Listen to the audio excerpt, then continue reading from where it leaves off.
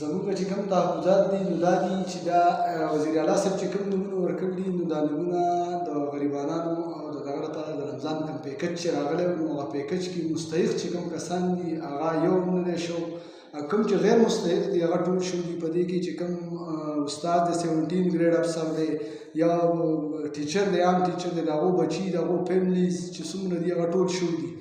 او په دې کې ډېر لکه داسې کسان شو چې غیر مستحق دي او مستحق چې کوم دي زموږ څخه په ثبوت طور باندې مستحق کسان کونډې شتې وایي زموږ څخه مستحق وزیر اعلی صاحب ته موږ دا درخواست کوو چې زموږ څخه کونډې شتې په دغه باندې لش باندې غریبانان شتې زمیندار چې څومره دي هغه شتې ټول چې زموږ څخه څومره کسان دي غریبانان دي او دغه دي مستحق دي او غیر مستحق دا کومو کسانو چې دغه ورکړي دي دا نومونه دیو پکې ټول خپله فیملیز د چار پانچ کسان کړي دي او وایي باقاعده یې ښه د استادانو ورکړي دي، پکې ټیچرانو پکې اخیستي دي،